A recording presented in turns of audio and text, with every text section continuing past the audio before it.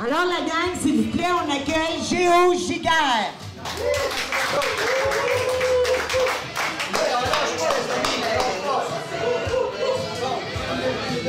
OK, donc, bienvenue Maurice, merci, ça me fait plaisir de te recevoir. Que de souvenirs, Géo, parce que j'ai participé à la version originale de Famille Rock. Ben, sais-tu, c'est ça que j'allais dire, toi, tu en as un qui a connu le pop rock, c'est bien toi? J'ai connu le pop rock, j'ai connu la Famille Rock, et puis je me souviens très bien de l'appui, du soutien du pop rock pour la scène métal. Et voilà, et voilà. Parce que nous, à l'époque, là, on s'est embarqué, parce qu'on n'oublie pas que c'est l'époque du progressif. Oui. Progressif, on est loin du métal. C'est vrai. Mais, moi, étant un mordu de la musique locale, je me suis dit, si les Québécois produisent ça, il faut l'accepter, il faut en parler, puis on a embarqué. Parce que, bon, à l'époque, c'était pas populaire, mais à la longue, c'était populaire. C'était un mouvement underground.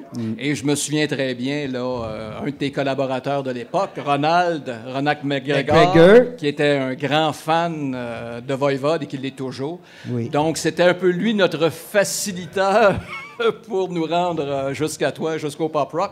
Mais tu as toujours été ouvert à la scène métal. Puis j'en profite pour te remercier plusieurs dizaines d'années plus tard. Merci, merci. Oui. Oui, et quel fantastique musicien qu'il y a dans ce genre de musique. Encore aujourd'hui, on a un petit problème parce que nous, on s'est positionné dans le genre rock sur notre site, qui inclut le progressif et le métal, mais qui ne comprend pas le trash métal, ne comprend pas l'extrême métal qui existe aujourd'hui. Donc, comment dire qu'on supporte, mais il y a toujours, on a une limite aussi. Mais quand même, je sais que vous avez rencontré Dan Mongrain, oui, qui a remplacé le guitariste original de Voivode, oui, Denis D'Amour, qu'on appelait communément Piggy. Oui. Et Dan Mongrain, lorsqu'on parle d'un musicien extraordinaire, c'en est un. On l'a connu dans son groupe à lui, le groupe Martyr, avant qu'il se joigne à Voivode. Mais Dan Mongrain, on le voit aux côtés de Dan Bigra pour des spectacles. Dan Mongrain, c'est un musicien qui peut faire de tout. À un moment donné, je pense que Dan Mongrain jouait dans 18 groupes. Là. Imagine. Fait qu'il pouvait passer du métal technique à la Martyr, à un groupe de blues, ou peu importe. Là. Fait que le métal, bel exemple, malgré le côté underground du métal, ça a toujours regroupé des musiciens talentueux. Et toi, tu as fait ton chemin, avec eux. Et oui, toi aussi, tu as beaucoup de mérite. Je te relance, comme on dit, les fleurs. Mon chemin de croix. En fait, moi, je suis arrivé là un petit peu par hasard parce que moi, j'ai fait des études en communication. Ah. Et puis, j'ai travaillé dans le domaine de la radio-télévision. Et puis, à un moment donné, j'ai réussi à me retrouver à Montréal où là, je travaillais pour la Société Radio-Canada, mais dans un poste de commis au service du courrier. Et en espérant de faire comme Yvon Deschamps puis de gravir les échelons de la grande tour de Radio-Canada, mais c'est pas arrivé. Ça fait qu'à un moment donné, je me suis tanné. Et puis, j'ai commencé à m'impliquer dans le domaine de la musique. Puis le premier groupe avec qui j'ai travaillé, c'est le groupe Helter Skelter. Parce que moi, j'ai fait 1 an au Cégep de Jonquière en communication avant d'aller finir mes études à Ottawa. Et puis, à ce moment-là, j'avais connu des gens du Saguenay-Lac-Saint-Jean. Et puis, la première opportunité que j'ai eue de travailler dans le monde de la musique, c'était avec le groupe Helter Skelter, qui n'a pas fait une longue carrière, qui n'ont pas fait beaucoup d'albums, mais ça nous a permis de briser la glace. Si on veut, Helter Skelter était le premier groupe. Ça, c'était à l'époque des groupes qui faisaient la tournée des bars. Dans ce temps-là, il y avait des groupes comme Hell's Dagger, il y avait Sword, Stormbringer, qui avait tous ces groupes-là. Et puis Helter Skelter ont été les premiers à faire du Metallica dans les différents bars au Québec. Oui. Et c'est quelqu'un de Helter Skelter, le bassiste de Helter Skelter, qui m'a parlé d'un groupe de Jonquière qui avait un album signé par une compagnie de disques américaine, une compagnie de la Californie. Puis moi, ça m'a jeté à terre. Oui. J'avais jamais entendu parler, du groupe. Puis pour moi, qu'un groupe de Jonquière est signé avec une compagnie américaine, là, c'était quelque chose d'extraordinaire. Et j'aime le mentionner, quand je le peux. Puis ce soir, c'est particulier parce que la personne est ici. Moi, quand je suis arrivé dans l'équipe Voivode, Voivode avait déjà un premier album, l'album War and Pain, qui était sorti sur l'étiquette Metal Blade Records. Ah. Mais celui qui a fait que Voivode signe avec Metal Blade Records est ici ce soir, puis je le salue, Wayne Archibald. Eh bien oui, Wayne, yeah, il est là. Oui, Wayne Archibald, bien sûr. You did it. Hein? Oui, au début des Bravo. années 80, on était à Jonquière. Wayne c'était un gars d'Arvida, avant la fusion Jonquière-Arvida-Kenogami. Et puis, vous savez que les gars de Voivode, les 4 gars de Voivode, ça parlait pas beaucoup anglais. C'était des Saguenayens qui ne parlaient pas beaucoup anglais. Et Wayne faisait du tape trading dans ce temps-là. Il faisait des échanges. Puis Wayne avait un réseau de contacts. Puis c'est Wayne qui a mis Voivode en contact avec Brian Slagle de Metal Blade Records. Puis Oui. on ne mentionne jamais assez souvent l'importance que ce gars-là a eue dans la carrière de Voivode. Tu as fait bien. Bravo, Wayne. Bravo. Oui. Dans l'histoire du rock, il faut qu'on s'en rappelle. C'est important parce que il y a toujours une histoire derrière l'histoire. Il y a toujours des débuts. Moi, je suis content d'avoir fait partie des débuts de Voivode. Oui. Mais comme j'ai mentionné, l'album existait déjà, l'album War and Pain, mais il n'y avait rien d'autre. À cette époque-là, Voivode avait peut-être fait, je me souviens pas, peut-être 2-3 spectacles. Il avait fait des spectacles à Jonquière dans leur ville. Il avait peut-être fait une mini-tournée avec Exciter, le groupe canadien, tout ça, mais il se passait à peu près rien. Et puis, tout était à faire parce qu'on est au début des années 80 et la scène métal au Québec est à peu près inexistante. Inexistante, oui. Fait qu'il a fallu bâtir à partir de zéro parce qu'il n'y avait pas de réseau, il n'y avait pas d'agent, il n'y avait pas de producteur, il n'y avait rien. Ça fait que ça nous a obligés de tout faire nous-mêmes. Et puis, j'ouvre une parenthèse parce que j'écoutais l'entrevue d'Alex Martel qui a créé le Rockfest. Respect à Alex oui. Martel. Ben oui. Et puis, il racontait comment il a créé son premier Rockfest parce que ça remonte, je pense, à 2013.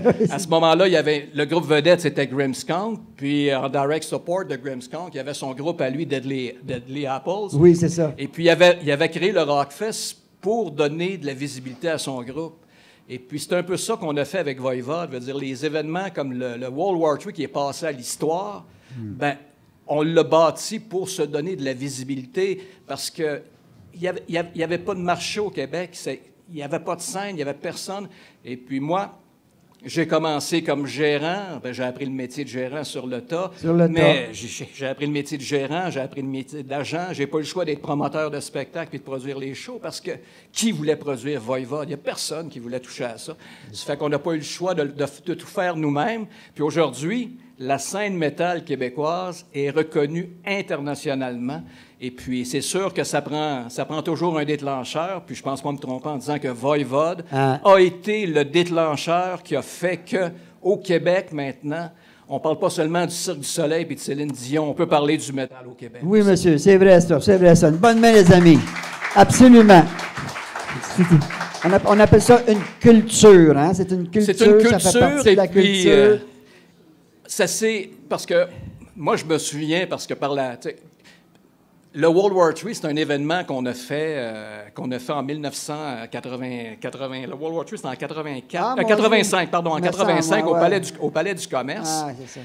Et puis, c'était le premier festival international en Amérique du Nord, où là, on avait réussi avec l'aide d'un paquet de monde, mais entre autres de Johnny Hart, un autre... Johnny Hart de Metal KO, le fanzine Metal. Johnny qui me donnait un coup de main à la programmation à ce moment-là. On avait été chercher Celtic Frost en Suisse. On avait été chercher Destruction en Allemagne, Possess et Nasty Savage aux États-Unis. Et puis, ça avait créé un buzz parce qu'on avait beaucoup de gens des États-Unis qui étaient venus à Montréal. C'était au Palais du Commerce, où il y a la bibliothèque maintenant. Ça se passait au Palais du Commerce. Et puis, il y avait beaucoup de gens qui étaient venus de l'extérieur parce que ces groupes-là ne jouaient seulement qu'à Montréal. C'était des exclusivités. Et puis, quand on a bâti ce festival-là, le World War III, on ne pensait jamais que ça deviendrait un événement culte, un événement mythique. Et puis, c'est toujours agréable de faire partie des débuts de quelque chose. Oui, c'est ça. Et autant avec Voivode, où j'ai participé à plusieurs premières, que ce soit le premier spectacle de Voivode à New York, la première tournée nord-américaine de Voivode, la première tournée européenne de Voivode. Des événements comme le World War II ont permis justement d'établir sur la scène métal québécoise, de donner le goût à d'autres gens. Je vous donne une anecdote comme ça. Marc Vaillancourt. Marc Vaillancourt de Barf. Oui, Barf. Ben, Marc Vaillancourt, un moment donné, me rencontre. Il dit, Maurice, le premier coat de cuir que je me suis acheté, c'était pour aller au World War III. Parce que lui, ça, il prenait un coat de cuir pour y aller. Ça fait que quand puis il a fait carrière avec Barf, puis... Mais c'est ça, c'est que c'est des événements comme ça, puis des groupes comme Voivode qui font que ça donne le goût à d'autres personnes de prendre une guitare à un moment donné. Pierre Rémillard d'Oblivion, c'est pareil, qui était dans Oblivion, puis qui a son propre studio maintenant. Oui. C'est le World War III qui a donné le goût de prendre une guitare à un moment donné, faire de la musique. Fait que chapeau à Voivode, un groupe qui roule toujours, un groupe qui a peut-être jamais eu un succès... populaire, mais un succès d'estime. Ils sont reconnus par leur père. C'est un groupe, pour moi, qui est mythique. C'est un groupe culte. Et puis, je suis très heureux que... Moi, j'étais là au début, mais je suis très heureux qu'on en parle encore en 2018 puis que le groupe continue à produire des albums et à faire des tournées. Très bien. Merci beaucoup là-dessus. Une bonne même, notre ami, pour le Voivode. Oui. Quelle histoire, quelle histoire. Faut le faire. Maintenant, aussi, on va parler un peu de tes projets actuels, là, parce que tu n'as pas lâché, là, t'es un peu mordu, puis il va se passer de quoi? Ben oui, parce que moi, en fait, je me considère comme un travailleur autonome dans l'industrie du divertissement. Et le fait que j'ai eu l'occasion de toucher à tout, puis mon école, c'était l'école du métal, ça m'a permis d'apprendre le métier, d'apprendre différents métiers, je dirais. Et puis, j'ai réussi, comme travailleur autonome, à décrocher différents types de contrats. Comme par exemple, je travaille dans la musique populaire avec le chanteur Bruno Pelletier depuis 20 ans maintenant. Je suis dans son équipe. Je suis son directeur de tournée, son directeur de production. Bruno, c'est pas un artiste underground, mais c'est un artiste complet. Je l'admire beaucoup. C'est d'ailleurs pour ça que je travaille depuis aussi longtemps que ça avec lui. Mais étant donné que j'ai touché à autre chose, ça m'a permis de produire des spectacles, ça m'a produit d'être agent d'artiste aussi. Et puis là, j'ai eu le goût de revenir à la production de spectacles parce que ma dernière production, ça remontait à 2007, alors que j'avais produit les 25 ans du métal québécois au Club Soda à Montréal. On avait fait une série, en fait, c'était sur 3 jours au Club Soda. Et puis, je n'avais pas produit depuis 2007. Puis là, l'an dernier, 10 ans plus tard, là, j'ai eu le goût de recommencer à produire. Puis je te dirais, Géo, que j'avais le goût d'un projet personnel parce que comme travailleur autonome, travailleur à la pige, on a des mandats, on remplit le mandat. Mais à un moment donné, on a le goût de faire nos propres shows à ma façon, pas de supervision, je décide de tout, je me pète la gueule, c'est mon problème, je l'assume. Et puis, c'est comme ça qu'est né le concept de Rock sur la montagne. Rock sur la montagne, yeah! Oui. Je te dirais, dans le temps que je faisais du métal, que je faisais des productions métal, je me considérais un petit peu comme un missionnaire où je me donnais la mission de faire connaître le métal, tout ça, puis je travaillais plus dans ce sens-là. Mais avec la série Rock sur la montagne, je le fais pour me faire plaisir parce que j'ai le goût de produire, de recommencer à produire, puis j'ai le goût de produire du rock parce que quand même, bien que j'ai été impliqué sur la scène métal, j'ai 60 ans, ça fait que j'ai écouté du rock avant d'écouter du métal. Et puis là, j'ai décidé de produire des spectacles qui met de l'accent sur la période du rock des années 70 et début 80. Oui, d'accord. Il y a un accent hard rock aussi. Il y a un accent hard rock, mais moi, je vise vraiment la clientèle, on va appeler ça, moi, j'appelle ça la génération rock sur la montagne. La génération rock sur la montagne, pour moi, c'est une partie, c'est la fin de la génération X, puis le début des baby boomers. Ah, c'est ça.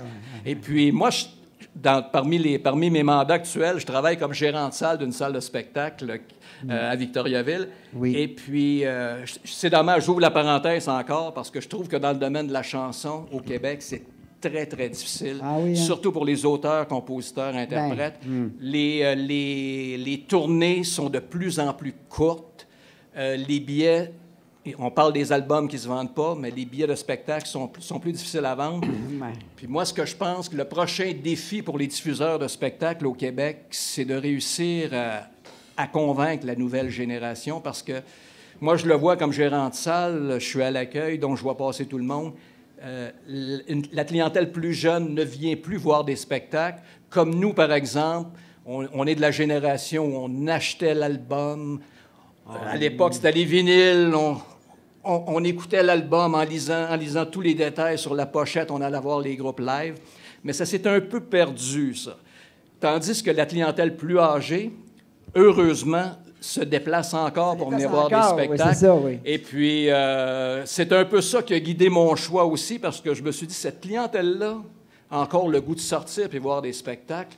Alors, on va leur offrir des spectacles pour eux. Pour, comme j'aime le mentionner, moi j'appelle ça la glorieuse époque du rock.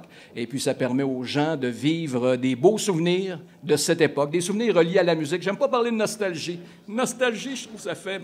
Bon, dans le temps, t'en souviens-tu, dans le temps, les vieux roteux qui parlent, t'en souviens-tu, dans le temps, c'était meilleur, la musique était meilleure qu'aujourd'hui. Moi, j'aime mieux parler des beaux souvenirs.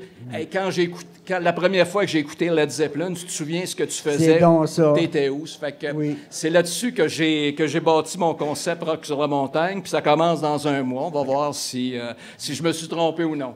Ben, c'est sûr qu'il y a toujours le handicap de la distance. Mais toi, j'imagine que tu as un marché aussi qui va venir de Québec, quand même. En fait, moi, je fais ça au Mont-Arthabasca. Le Mont-Arthabasca, c'est à côté de Victoriaville. Oui. Et Victoriaville, de Montréal, c'est pas la région profonde. C'est à peu près 2 heures de route. 1h45, 2 heures de route. On est en plein centre du Québec. Quand même. Mais ce qui est drôle, c'est que les gens connaissent Drummondville. Tantôt, on avait Pierre qui parlait de Crow et Drummondville. Ouais. Victoriaville, c'est à 45 minutes de Drummondville. Victoriaville, c'est vraiment entre Québec et Montréal. Ah. Sauf que, contrairement à Drummondville, on n'est pas directement sur le bord de l'autoroute 20. Ah, c'est ça, un peu. Fait que là, les gens prennent la sortie pour Victoriaville, mais ils arrivent à Victoriaville genre 20-25 minutes après, puis ça demande, voyons, on va-tu arriver?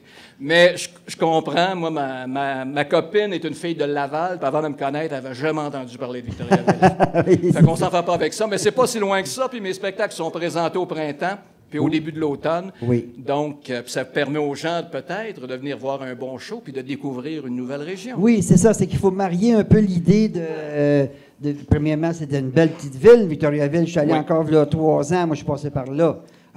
C'est parfait. Puis c'est ça, c'est une belle région.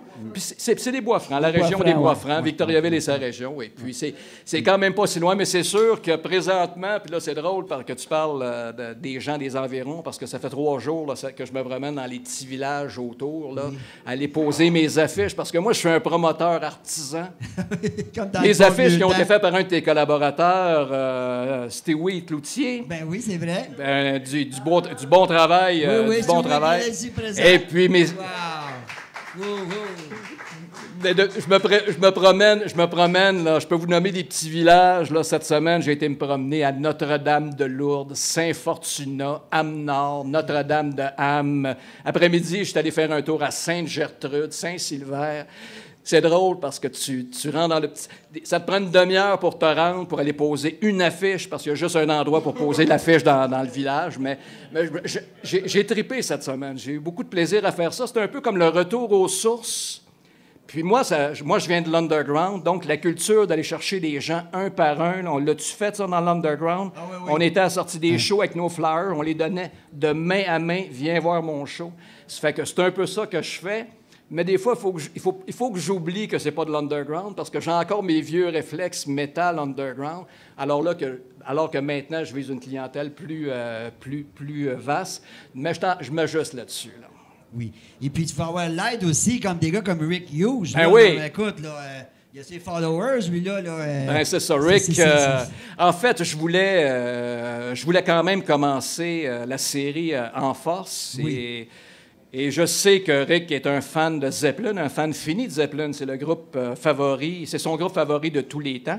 Oui. Donc, Rick fait un hommage à Led Zeppelin. Il fait un 2 heures de Zeppelin, mais c'est pas le show qu'il fait le plus souvent, parce que Rick a sa carrière solo avec ses albums à lui, en français. C'est ça. Il fait aussi ce qu'on appelle le Rick Hughes Show. un show, là, il y a des tonnes à lui en français, puis il y a des interprétations. Il tourne aussi avec sa sœur, avec Loulou.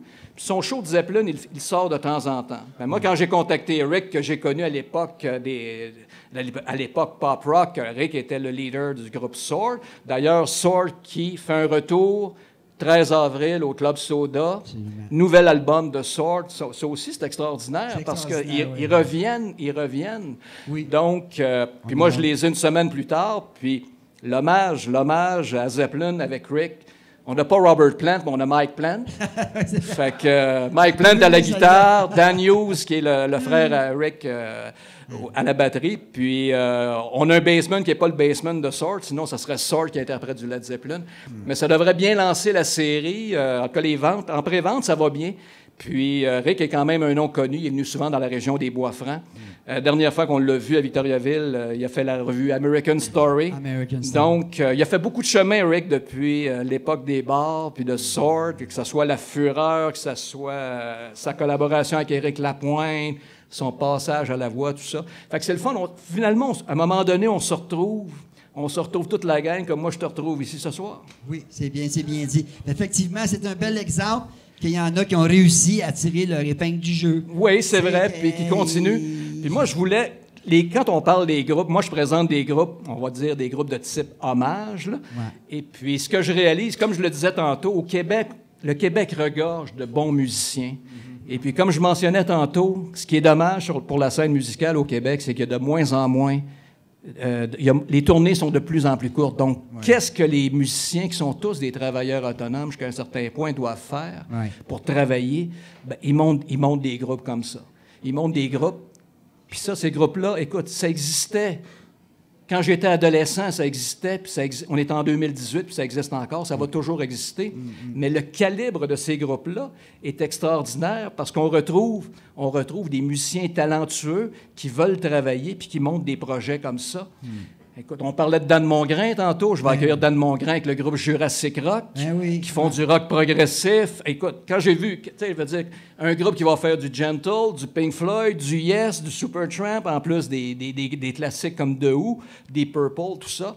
T'as Bob Saint-Laurent qui fait partie de Jurassic Rock. Donc, c'est pas des deux de pique. Oui. Queens of Rock, Elisabeth Diaga, elle commence au mois d'avril. Elisabeth Diaga va lancer son spectacle à Las Vegas, la capitale mondiale du divertissement. Oui. Elisabeth Diaga, c'est pas la voix junior. Elle a roulé sa bosse depuis longtemps. Elisabeth, elle a tellement de talent. Elle gagne à être connue. Puis ça travaille ce projet-là, Queens of Rock, qui est une revue musicale de 40 ans de rock féminin depuis des années. Puis là, ça commence à lever. Il y a Daniel Marcelin, tes collaborateurs, qui a fait partie de Queens of Rock aussi. Oui. Donc, puis l'hommage à Styx, un des membres de Styx, il a auditionné pour la place de M. Young quand il a quitté. Finalement, ils ont choisi Gowan parce qu'ils cherchaient un chanteur qui pouvait jouer du clavier également. Mais tout ça pour dire qu'au Québec, il y a beaucoup de musiciens talentueux. Puis si on voit de plus en plus de groupes comme ça, des groupes hommages, c'est parce que les musiciens veulent travailler, puis ils veulent être sur scène, puis ils veulent jouer de la musique. Puis c'est ce qu'on va leur permettre de faire sur la montagne. C'est très bien. Merci beaucoup, mon homme. C'est bien gentil d'être venu nous raconter ça. En plus, il va nous laisser des beaux billets. Une bonne main. Mettez vos mains ensemble. Un gars qui travaille fort. Un exemple de succès. Bravo, bravo. Hey, merci beaucoup. Merci pour votre invitation. Ça fait plaisir. On va te suivre, d'ailleurs.